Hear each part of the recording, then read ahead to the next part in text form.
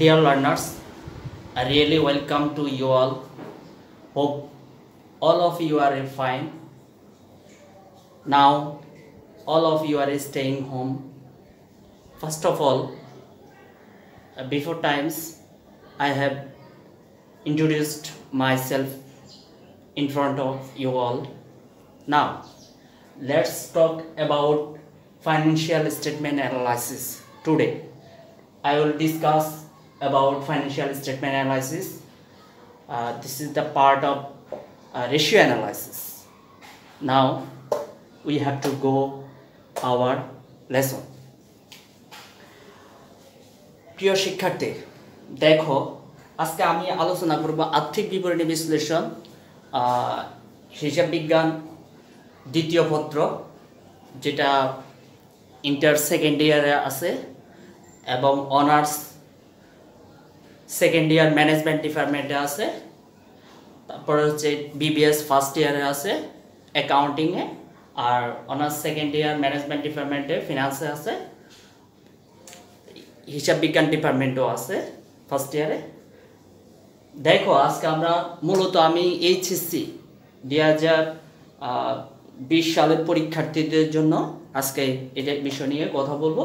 দেখো আর্থিক বিবরণী বিশ্লেষণ, আর্থিক বিবরণী বিশ্লেষণ বলতে কি বোঝাচ্ছে? যে আর্থিক বিবরণী বিশ্লেষণ হচ্ছে হিসাব বিজ্ঞান বা হিসাব চক্রের পরবর্তী ধাপগুলো, অর্থাৎ ষষ্ঠ ধাপগুলোর ভিতরে একটা, যেটা কি করা হয় লেনদেনগুলো, অর্থাৎ হিসাব বিজ্ঞান বলতে কি বোঝাচ্ছে লিপিবদ্ধ লিপিবদ্ধকরণ, সংক্ষেপীকরণ, বিশ্লেষণ করার পরে যেটা আর্থিক বিবরণীর মাধ্যমে কি করা আর্থিক অবস্থার ফলাফল নিরূপণ করা যায়। যেমন আয় ব্যয় বিবরণীর মাধ্যমে আমরা ফলাফল জানতে পারি, আরেকটা জানতে পারি কিসের মাধ্যমে, যে আর্থিক সম্পদ অর্থাৎ মালিকানা শর্ত, দায়ের মালিকানা শর্ত, দায় এবং সম্পদের পরিমাণ জানার জন্য আমরা আর্থিক বিবরণী বিশ্লেষণ করি।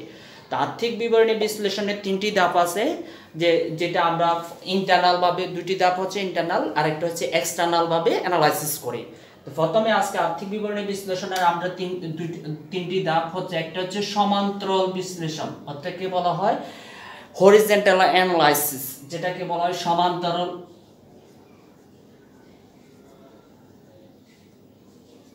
সমান্তরাল বিশ্লেষণ, যেটাকে বলা হয় হরিজন্টাল অ্যানালাইসিস। আর হচ্ছে সেকেন্ড নাম্বার হচ্ছে আনুভূমিক বিশ্লেষণ, যেটাকে বলা হয় ভার্টিক্যাল অ্যানালাইসিস, বলা হয় আনুভূমিক, আমরা আলোচনা করব। বা উলম্ব বিশ্লেষণ বলা হয়, উলম্ব হরিজন্টাল অ্যানালাইসিস, আনুভূমিক বা সমান্তরাল, এটাকে বলে উলম্ব।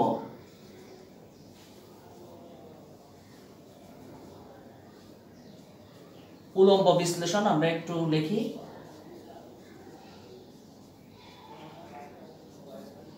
উলম্ব বিশ্লেষণ। নাম্বার 3 হচ্ছে যেটাকে বলা হয় অনুপাত বিশ্লেষণ। আজকে আমি তোমাদেরকে অনুপাত বিশ্লেষণ নিয়ে আলোচনা করব। অনুপাত বিশ্লেষণ, দেখো আমি আর্থিক বিবরণী বিশ্লেষণের ভিত্তিতে একটা হচ্ছে সমান্তরাল বিশ্লেষণ, আর একটা হচ্ছে উলম্ব বিশ্লেষণ, আর একটা হচ্ছে অনুপাত বিশ্লেষণ। তো দেখো সমান্তরাল বিশ্লেষণ বলতে কি বোঝা যাচ্ছে? সমান্তরাল বিশ্লেষণ হচ্ছে যে আমার গত বছর অর্থাৎ 2018 সালে বিক্রয়ের পরিমাণ, অর্থাৎ আমি কি 2018-2019 বিক্রয় ছিল 50,000 টাকা, 2019 সালে হচ্ছে 60,000 টাকা, তাহলে আমার লাভের পরিমাণ কত সেটা জানার জন্য আমরা অনুপাত, এটাকে বলা হয় সমান্তরাল বিশ্লেষণ, অর্থাৎ পূর্বের বছর থেকে পরবর্তী বছরের বিশ্লেষণ করা সমান্তরাল ভাবে। যেমন হচ্ছে আমরা কি বলতে পারি 60,000 minus 50,000 equal divided by 50,000 into 100, যেটা হবে সেটাকে বলবো আমরা কি বলবো মুনাফার হার বা বিক্রয়ের যেটাকে বলবো আমরা বিক্রয়ের পরিমাণ কত পার্সেন্ট বৃদ্ধি পাইছে সেটার জন্য এটাকে বলা হয় আমরা সমান্তরাল বিশ্লেষণ এভাবে করতে পারি। আর উলম্ব বিশ্লেষণ যেটাকে বলা হয় ভার্টিক্যাল অ্যানালাইসিস, সেটা হচ্ছে যেটাকে উলম্ব বিশ্লেষণ, যে একটা ইয়ারকে বেস ইয়ার ধরি আমরা, যেটাকে বলা হয় বেস, এটাকে বলা হয় সমান্তরাল বিশ্লেষণ। বেস ইয়ার ধরি আমরা সেটাকে সমান্তরাল বিশ্লেষণ বলবো। অর্থাৎ 2014 সালের বিক্রয়ের পরিমাণ এত ছিল, 2017 সালে বিক্রয়ের পরিমাণ এত ছিল, তো 2017 সাল অর্থাৎ একটি বছরকে বেস ইয়ার ধরি অর্থাৎ সমান্তরাল ধরি অন্যান্য বছরের সাথে কম্পেয়ার করাকে বলা হয় কি বলা হয়, যেটাকে বলা হয় সমান্তরাল বিশ্লেষণ। উলম্ব বিশ্লেষণ মানে হচ্ছে উপরের নিচে, অর্থাৎ একটা এক্সাম্পল দিয়ে বোঝা যাচ্ছে যে আমার বিক্রয়ের পরিমাণ কত, অর্থাৎ নেট লাভ থেকে, অর্থাৎ নেট বিক্রয় ডিভাইডেড বাই নেট বিক্রয় ডিভাইডেড বাই নেট লাভ, অর্থাৎ নেট লাভ দিয়ে যেটা নেট লাভ ডিভাইডেড বাই নেট বিক্রয়কে নির্ণয় করার জন্য এটা মোট মুনাফা, সেটাকে বলা উলম্ব বিশ্লেষণ। অর্থাৎ খাড়াখাড়িভাবে বিশ্লেষণ, অর্থাৎ আমার সম্পত্তি এবং দায়ের পরিমাণ নির্ণয় করার জন্য কি পরিমাণ দেব, দায় মালিকানা অনুপাত আমরা নির্ণয় করি, দায় উপরে দিই মোট বহির্দায় ডিভাইডেড বাই কি মালিকানা তো হবে। এভাবে বলা হয় উলম্ব বিশ্লেষণ, যেটা সম্পত্তি টোটাল সম্পত্তি থেকে দায়ের পরিমাণ নির্ণয় করার জন্য সেটাকে বলবো আমরা উলম্ব বিশ্লেষণ। অর্থাৎ খাড়াখাড়ি করে, তো আয় অর্থাৎ বিক্রয়ের পরিমাণ কত, অর্থাৎ আমার যদি নেট লাভ ধরি, অর্থাৎ নেট লাভ নেট মুনাফা এগুলো নিয়ে আমরা উলম্ব বিশ্লেষণ এগুলো আসে। কিন্তু আমাদের পরীক্ষায় আজকে আমি বেসিক্যালি ফোকাস দিব অনুপাত বিশ্লেষণ। অনুপাত বিশ্লেষণ বলতে বোঝা যাচ্ছে যে যেটা নিয়ে আলোচনা করব সেটাকে বলবো আমরা অনুপাত বিশ্লেষণ। এখন অনুপাত বিশ্লেষণে চলে যাচ্ছি, যে আমার ইন্টার পরীক্ষার্থী এবং ইন্টার শিক্ষার্থীদের জন্য এই চ্যাপ্টারটা ইম্পর্টেন্ট। আমি মাত্র 14টা দিব অ্যানালাইসিস করার জন্য দিব, সেটাই আমি আলোকপাত করব, যে আলোচনা করব। দেখো অনুপাত বিশ্লেষণ বলতে কি বোঝাচ্ছে, প্রাসঙ্গিক দুইটা বিষয়ের সাথে পারস্পরিক সম্পর্কযুক্ত, অর্থাৎ প্রাসঙ্গিক দুইটা বিষয়ের সাথে পারস্পরিক সম্পর্কযুক্ত সংখ্যাতে প্রকাশ করাকে বলা হয় অনুপাত। অনুপাত বলতে হচ্ছে প্রাসঙ্গিক দুটি বিষয়ের মধ্যে, বলছে প্রাসঙ্গিক দুটি বিষয়ের মধ্যে পারস্পরিক সম্পর্কযুক্ত সংখ্যা তত্ত্বে প্রকাশ করাকে বলা হয় অনুপাত বিশ্লেষণ, যেটাকে বলা হয় a ratio analysis. A ratio analysis is the fixed relationship in degree or numbers between numbers, যেটাকে বলা হয় যে এই রিলেশনশিপ, অর্থাৎ এই রিলেশনশিপ বিল্ড আপ করে কি হবে দুইটি নাম্বারের সাথে, অর্থাৎ পাশাপাশি সংখ্যার্থ প্রকাশ করা যায়। এখন আলোচনায় আমি আর বিশ্লেষণ করব না, যে পাশাপাশি দুটি সম্পর্কযুক্ত প্রাসঙ্গিক বিষয় নিয়ে যে সংখ্যা তত্ত্বে প্রকাশ করা হয় তাকে আমরা বলবো অনুপাত বিশ্লেষণ। এটা আমাদের মূল ফ্যাক্টর না। এখন আমি আলোচনা আসবো যে অনুপাত বিশ্লেষণে কোনগুলো আসবে এবং কোনগুলো পরীক্ষা আমি 14টা দিব, বেশি দিব না, এই 14টাই তোমাদের পরীক্ষায় আসবে। ঘুরে যেই বলো বিগত সালগুলো অ্যানালাইসিস করি এটাই আসছে। আজকে আলোচনা করব চলতি অনুপাত। নাম্বার 1 চলতি অনুপাত, যেটাকে বলা হয় কারেন্ট রেশিও। দেখো চলতি অনুপাত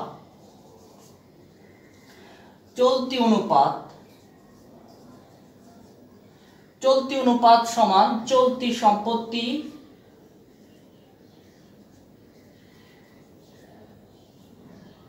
ডিভাইডেড বাই চলতি দায়।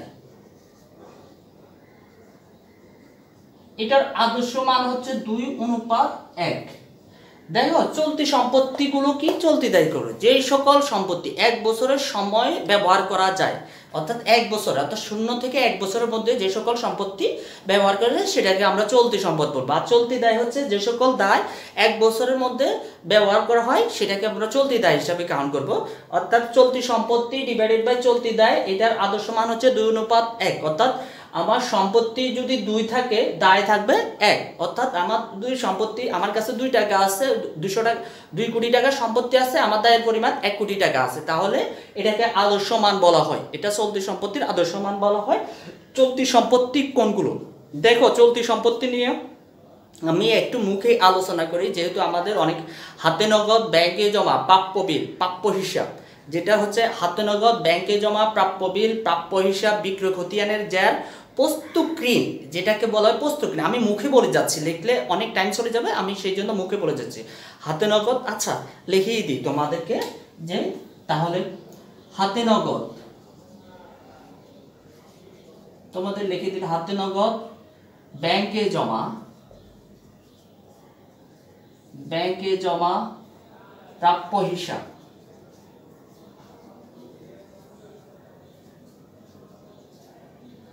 দেনাদার, বিক্রয় খতিয়ানের জের,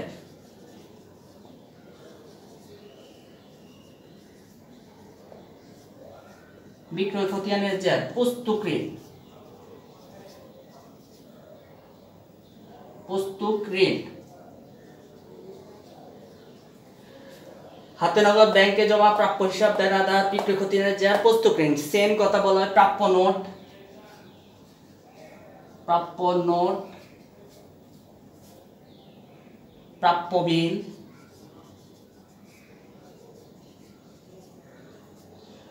তারপর হচ্ছে কি প্রাপ্য নোট, প্রাপ্য বিল, তারপর হচ্ছে সমাপনী মজুত পণ্য,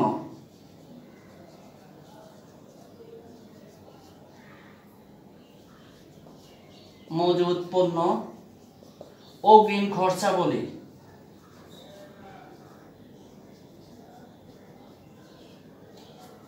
তোমাদের লিখতে যদি সমস্যা হয় মুখে আবার কথাগুলো শোনো। অগ্রিম খরচাবলী, প্রাপ্য আয়, যেটাকে বলবো আমরা প্রাপ্য আয়। তারপর হচ্ছে স্বল্পমেয়াদী সিকিউরিটিজ,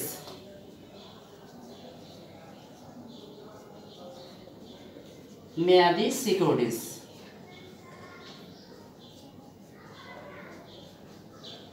এটা হচ্ছে চলতি সম্পত্তি, হাতে নগদ বা নগদ তহবিল, ব্যাংকে জমা, প্রাপ্য হিসাব, দেনাদার, প্রাপ্য বিল, পুস্তুক ঋণ, বিক্রয় খতিয়ানের জের, সমাপনী মজুত পণ্য, অগ্রিম খরচাবলী। অগ্রিম যতগুলো খরচ আছে সেটাকে আমরা বলবো। আর একটা হচ্ছে কি স্বল্পমেয়াদী সিকিউরিটিজ, এগুলো বলবো আমরা চলতি সম্পদ। এবার চলতি দায়গুলো কোনগুলো? এটা হচ্ছে কি চলতি অ্যাসেট, যেটাকে বলা হয় কারেন্ট অ্যাসেট। আর কারেন্ট লায়াবিলিটিস মিন্স বলতে বোঝাচ্ছে প্রদেয় বিল, প্রদেয় হিসাব, প্রদেয় বিল, প্রদেয় হিসাব। প্রদেয় মিন্স হচ্ছে বকেয়া, আর প্রাপ্য মিন্স হচ্ছে বকেয়া, যেটাকে প্রদেয় হিসাব, যেটাকে পাওনাদার।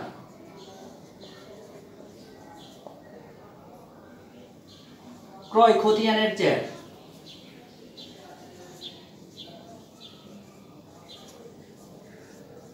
ক্রয় খতিয়ানের জের, প্রদেয় নোট,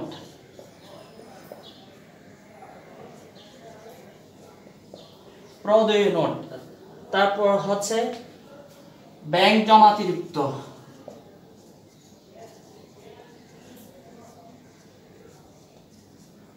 ব্যাংক জমাতিরিক্ত।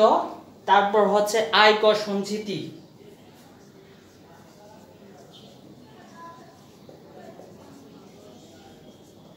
আয়কর সঞ্চিতি। তারপর হচ্ছে প্রস্তাবিত লভ্যাংশ,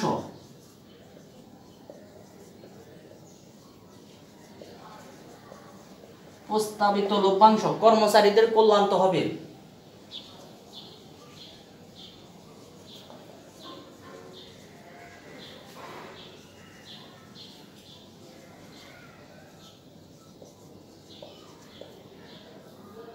বকেয়া খরচ বলে, যেটাকে প্রদেয় খরচ, প্রদেয় খরচা বলি, বকেয়া খরচা বলি, যেটাকে প্রদেয় খরচা বলি। তারপর হচ্ছে অগ্রিম আয়,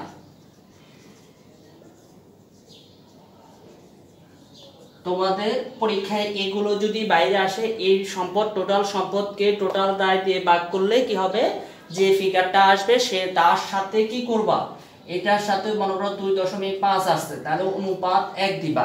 এগুলো যোগ করলে সেটাকে আমরা বলবো যে কি চলতি অনুপাত, যেটাকে বলা হয় কারেন্ট অ্যাসেট।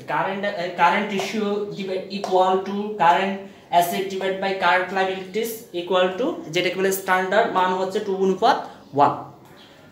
আমরা এটা নিয়ে আলোচনা করব না, এটা তোমরা বই থেকে সংগ্রহ করতে পারো। এখন আলোচনার পর্যায়ে যাচ্ছি আমি, যেটাকে অ্যাসিড টেস্ট, যেটাকে তারল্য অনুপাত, অর্থাৎ এটা হচ্ছে আর্থিক অবস্থা নির্ণয় করার, আর্থিক বিবরণ বিশ্লেষণ করার আরেকটি পদ্ধতি। আমি মাত্র 14টা দেব, একটা লিখছো তোমাদের। এবার আসো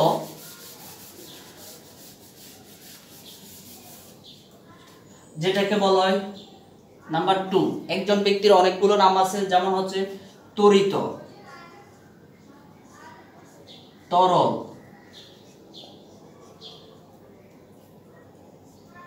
অগ্নি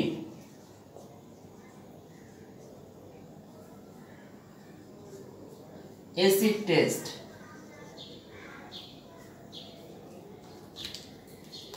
অ্যাসিড টেস্ট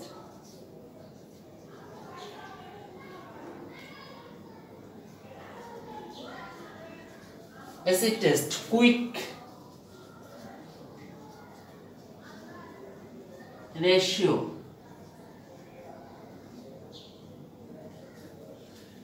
তড়িৎ তরল অগ্নি অ্যাসিড টেস্ট কুইক রেশিও তারপর হচ্ছে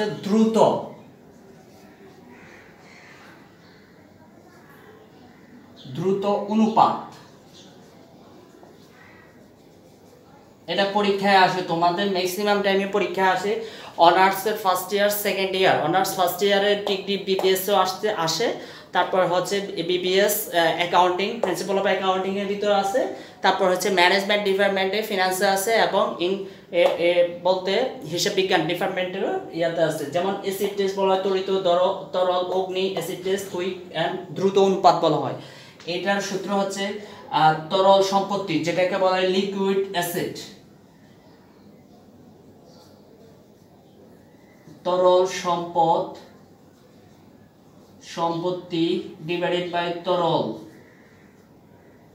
তরল দায় অর্থাৎ আমার চলতি সম্পদ অর্থাৎ তরল সম্পত্তি থেকে তরল দায় মিট আপ করাকে আমরা বলবো যেটাকে বলা হয় দ্রুত অনুপাত অর্থাৎ কত এক বছর ভিত্তিক কিভাবে আমার সম্পত্তির তুলনায় দায়গুলো পরিশোধ করার সক্ষমতাটাকে আমরা এটাকে বলবো তড়িৎ তরল অগ্নি অ্যাসিড টেস্ট উইক দ্রুত অনুপাত হিসেবে এটার আদর্শ মান হচ্ছে 1:1 অর্থাৎ 1:1 দেখো তরল সম্পত্তি কি সেটা আমরা দেখব তরল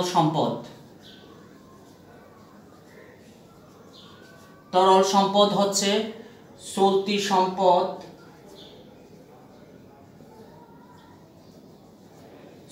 অর্থাৎ মোট চলতি সম্পদ মাইনাস সমাপনী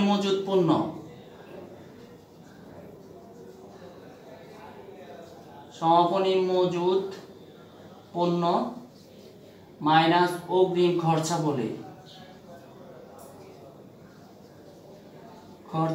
বলি সেটা আমরা জানবো যে তরল সম্পত্তি হচ্ছে মোট চলতি সম্পদ থেকে সমাপনী মজুদ পণ্য অগ্রিম খরচা বলি এটা যদি চলতি সম্পদের ভিতরে অন্তর্ভুক্ত হয় তখন আমরা কি করব বিয়োগ করব আর তরল দায় বা চলতি দায় এখানে চলতি দায়ও হবে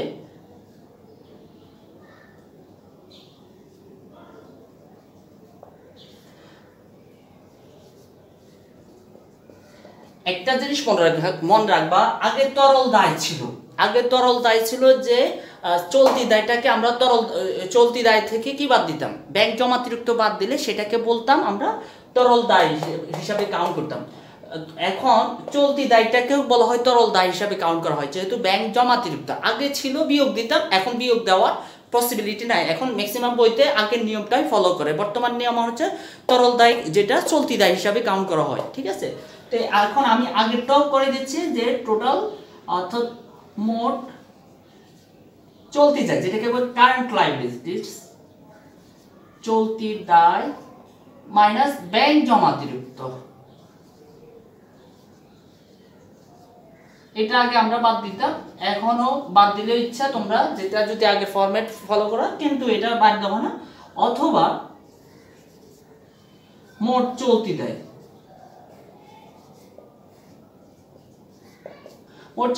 সিকিউরিটিজ দায় স্বল্পমেয়াদী ঋণও এটা চলতি দায়ের ভিতরে পড়ে তো এটা টোটাল এটা দিয়ে তরল সম্পদকে তরল দায় দিয়ে ভাগ করলে যেটা আসবে সেটার আদর্শ মান 1:1 হলে সেটা আমাদের সন্তোষজনক এই দুইটা রেশিও অ্যানালাইসিস করছি এখন আসবো আমরা যেটাকে বলা হয় কার্যকরী মূলধন আর কার্যকরী মূলধন অনুপাত এটা যেটা বলে ওয়ার্কিং ক্যাপিটাল রেশিও ইংলিশে বলা হয় ওয়ার্কিং ক্যাপিটাল রেশিও দেখো কার্যকরী মূলধন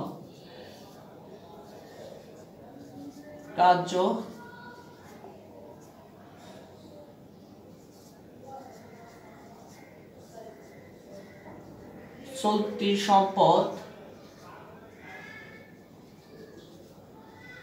মাইনাস চলতি দায়কে বলা হয় কার্যকরী মূলধন, এটা নাম্বার 3। নাম্বার 4 আমি পূর্ব আলোচনা করছিলাম চলতি সম্পদ থেকে চলতি দেয় 1100 কার্যকরী মূলধন অনুপাত।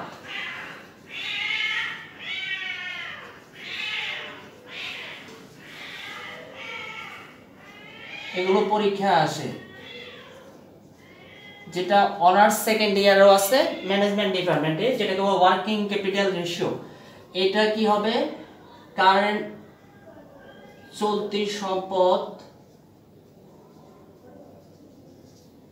যেটাকে বলা হয় কার্যকরী মূলধন, চলতি সম্পদ মাইনাস চলতি দায় ডিভাইডেড বাই চলতি দায়। এটার আদর্শ অনুপাত হচ্ছে 1:3, সম্ভবত 1:3।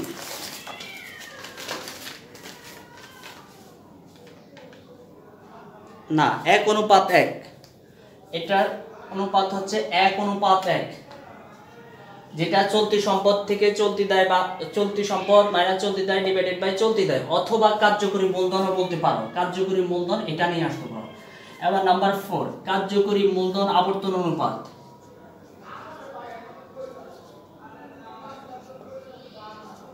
কার্যকরী মূলধন আবর্তন অনুপাত,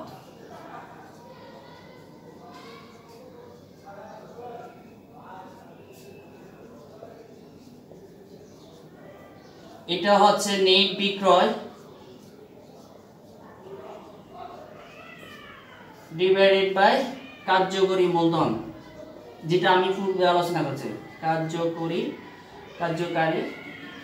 কার্যকরী মূলধন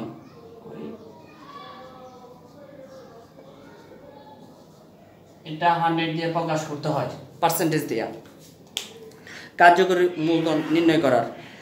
এবার আসো, এটা পরীক্ষায় এই জিনিসটা, এটা কার্যকরী মূলধন কি চলতি সম্পদ মাইনাস চলতি দায়। কার্যকরী মূলধন হচ্ছে চলতি সম্পদ মাইনাস চলতি দায়কে কার্যকরী মূলধন অনুপাত বলে। এখন আলোচনা করব আমাদের দায় মালিকানা অনুপাত। আমাদের পরীক্ষায় দায় মালিকানা অনুপাত, যেটাকে আমরা বলবো নাম্বার 1 2 3 4 5 দায় মালিকানা অনুপাত, যেটাকে বলা হয় date equity ratio.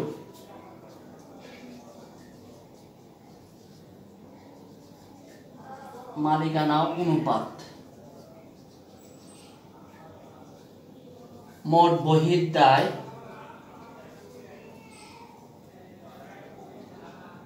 Divided by মালিকানা তহবিল।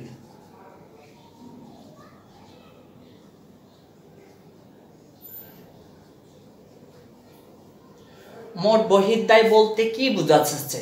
অর্থাৎ চলতি দায় প্লাস দীর্ঘমেয়াদী দায়কে বলা হয় বহির্দায়। আমি আলোচনা করতেছি, দেখো বহির্দায়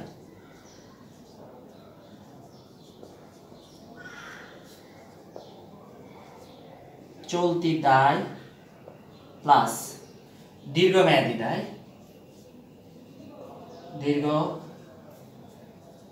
এখানে মোট চলতি দায়, দীর্ঘমেয়াদী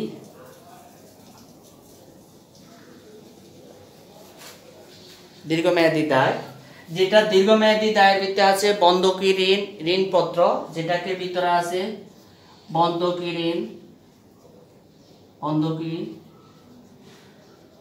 ঋণ, 10% ঋণ, প্রভিডেন্ট ফান্ড,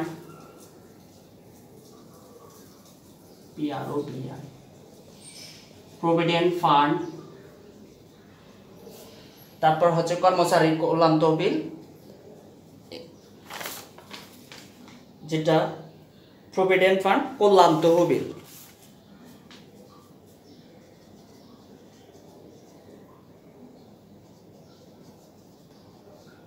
এগুলো হচ্ছে দীর্ঘমেয়াদী দায়, বন্ধকি ঋণ 10% ঋণ, প্রভিডেন্ট ফান্ড, কল্যাণ তহবিল। আবার দেখো এটা চলতি দায়, তাহলে বহির্দায় সম্পর্কে ধারণা হয়ে গেছে মালিকানা তহবিল।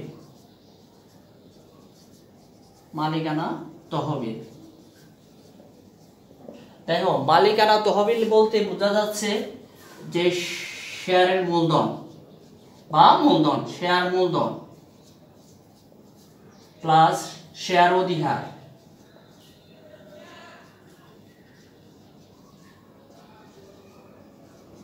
শেয়ার অধিহার প্লাস নেট লাভ বা সংরক্ষিত আয় যেটাকে বলা হয়, আমরা নেট লাভ দিই, নেট লাভ বা সংরক্ষিত আয় প্লাস সাধারণ সঞ্চিতি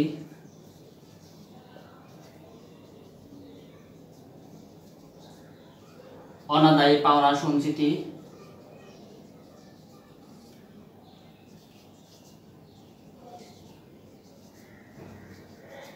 অনাদায়ী পাওনা সঞ্চিতি, তারপরে কি অনাদায়ী পাওনা সঞ্চিতি আসতে পারে লভ্যাংশ সমান্তরাল তহবিল, লভ্যাংশ সমান্তরাল তহবিল।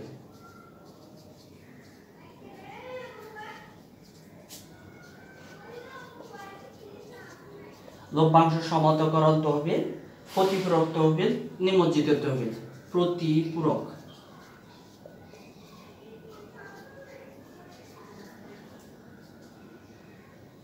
নিমজ্জিত তহবিল,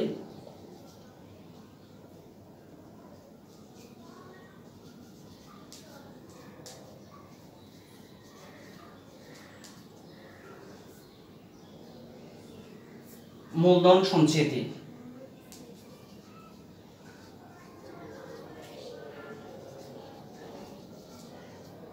দেখো আমাদের মালিকানা তহবিল হচ্ছে শেয়ার মূলধন, শেয়ার অধিহার, নেট লাভ, সংরক্ষিত আয় যেটা, সাধারণ সঞ্চিতি, অনাদায়ী পাওনা সঞ্চিতি, লভ্যাংশ সমান্তরাল তহবিল, প্রতিপূরক তহবিল, নিমজ্জিত তহবিল, মূলধন সঞ্চিতি এবং পাওনাদারের বাট্টা যেটাকে বলা হয় দেনাদারের বাট্টা সঞ্চিতিও এটা। তো দেখো এটা থেকে বাদ ভুয়া সম্পত্তি, ভুয়া সম্পত্তি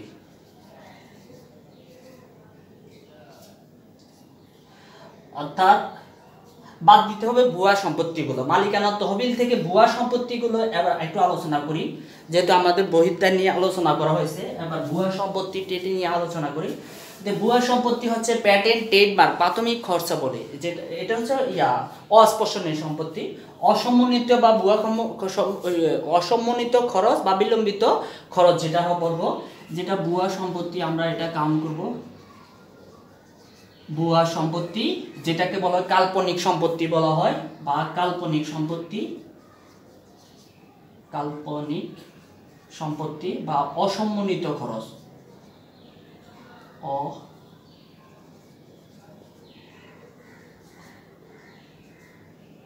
তো খরচ যেটা হবে, যেটা আমরা কাউন্ট করতে পারি। এগুলো তোমাদের ক্লিয়ার হয়েছে, আমি মুছে ফেলতেছি। দেখো অসম্মানিত খরচ, ভুয়া সম্পত্তি বলছে প্রাথমিক খরচা বলি, প্রাথমিক খরচ, তারপরে হচ্ছে শেয়ার অবহার, অবলেখকের কমিশন,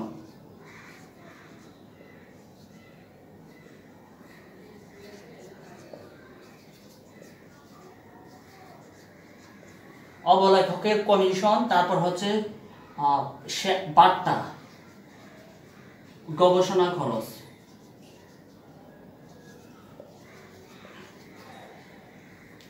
তারপর হচ্ছে শেয়ার বাট্টা, অবলেখকের খরচ, গবেষণা খরচ, ইভেন বিলম্বিত বিজ্ঞাপন।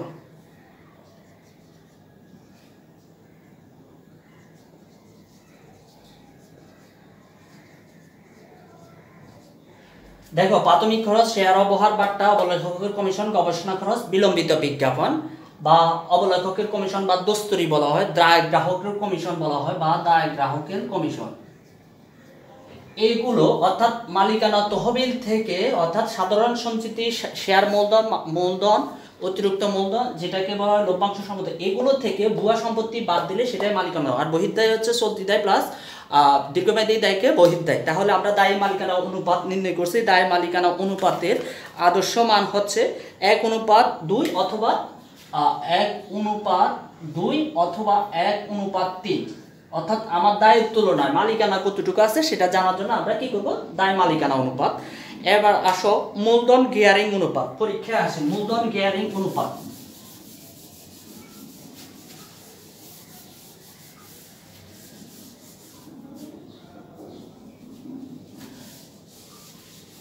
তোমাদের কয়টা দিয়েছে? 5টা।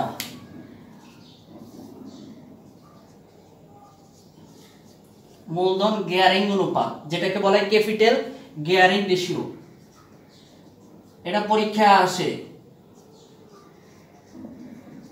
এটা অনার্সও আসবে অনুপাত। দেখো এটা হচ্ছে স্থির খরচ যুক্ত তহবিল, স্থির খরচ যুক্ত তহবিল ডিভাইডেড বাই মালিকানা তহবিল।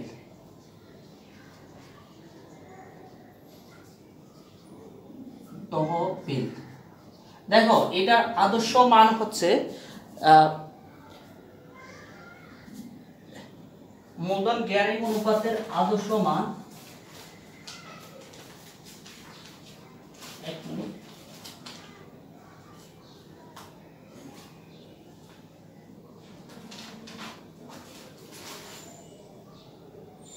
এক অনুপাত 2। অর্থাৎ স্থির খরচযুক্ত তহবিলগুলো কি বলতেছে প্রিয় শিক্ষার্থী? দেখো স্থির খরচযুক্ত হচ্ছে দীর্ঘমেয়াদী দায়, দীর্ঘমেয়াদী দায় প্লাস শেয়ার অধিকার। আর মালিকানা তহবিল তো বলছি, মালিকানা তহবিল থেকে অর্থাৎ টোটাল মূলধন থেকে মালিকানা শর্ত থেকে ভুয়া সম্পত্তি বাদ দিলে সেটাকে আমরা বলবো মালিকানা তহবিল। মূলধন দীর্ঘমেয়াদী দায়িত্ব বলছে বন্ধকি ঋণ, কর্মচারীদের কল্যাণ ফান্ড যেটা প্রভিডেন্ট ফান্ড বলবো হয়, আর একটা হচ্ছে যেটা প্রভিডেন্ট ফান্ড কল্যাণ তহবিল। দেখো এই যে শেয়ার অধিকার স্থির খরচযুক্ত তহবিল কি বলতে বোঝাচ্ছে? অর্থাৎ মালিকা অর্থাৎ কোনো অর্থ সংগ্রহ করার জন্য, মূলধন সংগ্রহ করার জন্য যে সুদ প্রদান করতে হয় বা যে চার্জ প্রদান করতে হয় সেটাকে বলে স্থির খরচযুক্ত তহবিল আর মালিকানা তহবিল। এটা করতে হবে, এটা পরীক্ষা আসে। আমরা মূলধন গিয়ারিং অনুপাত নিয়ে আলোচনা করলাম।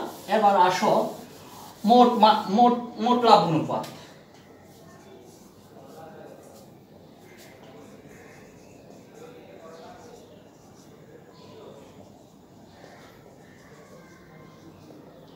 মোট লাভ অনুপাত হচ্ছে নেট বিক্রয় ডিভাইডেড বাই মোট লাভ ইনটু 100, যেটার আদর্শ মান হচ্ছে 20 থেকে 25% বা 30% অথবা 30%, 20 থেকে 25%। অর্থাৎ নেট বিক্রয় থেকে নেট বিক্রয় লিখবো, অর্থাৎ বিক্রয় থেকে বিক্রয় ফেরত, বিক্রয় বাট্টা, তারপরে হচ্ছে ব্যাট, এগুলো বাদ দেওয়ার পর যেটা থাকে সেটাকে বলবো আমরা নেট বিক্রয়। আর মোট লাভ হচ্ছে নেট বিক্রয় থেকে বিক্রিত পণ্যের ব্যয় বাদ দিলে সেটাকে বলা হয় আমরা মোট লাভ নির্ণয় করব। ঠিক আছে, এখন নাম্বার যেটাকে বলা হয় 6, 7, 8 মনে হয় মেবি, নেট লাভ অনুপাত।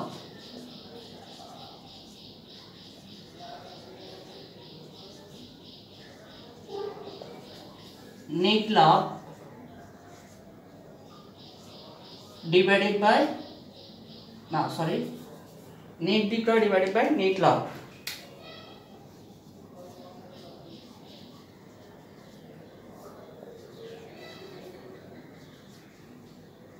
নেট লাভ বা নেট মুনাফা ইনটু 100। এটার আদর্শ মান থেকে 10 থেকে 15% অথবা 5 থেকে 10 অথবা 5 থেকে 10%। কোনো বইতে 5 থেকে 10% বলে, আবার কোনো বইতে 10 থেকে 15%। আমরা এক্সাক্ট 10 থেকে 15% ধরবো। নেট লাভ অর্থাৎ নেট বিক্রয় থেকে নেট লাভ আমরা আয় ব্যয় বিবরণী করি, যেটা বের করি নেট লাভ নেট বিক্রয় দিয়ে, অর্থাৎ নেট বিক্রয়কে নেট লাভ দিয়ে ভাগ করলে যেটা হয় সেটাই আমাদের নেট লাভ অনুপাত। প্রিয় শিক্ষার্থী, এখন তোমাদেরকে একটা অঙ্ক দিয়েছিলাম কখন, অর্থাৎ 4 প্লাস 4 সমান 8, তারপর লাস্টে 5 প্লাস 5 সমান কত 18। তা আমাদের 10 প্লাস 10 সমান হচ্ছে 98। এটা হচ্ছে 4 8 হয়েছে, 5 5 10, 10 এর সাথে 8 যুক্ত করলে 18, আর এখানে 9 9 এগুলো যোগ করে 78 হয়, সেই জন্য এটা 98 হবে। তো প্রিয় শিক্ষার্থী, তোমাদের ক্লাসটা ভালো লাগছে। আমি সেকেন্ড ক্লাসে আলোচনা করব দানাদার আবর্তন অনুপাত, বিনিয়োজিত মূলধন আবর্তন অনুপাত, এইগুলো পরীক্ষা আসে তোমাদের যেগুলো নিয়ে। তো আজকে এ পর্যন্ত, আল্লাহ হাফেজ।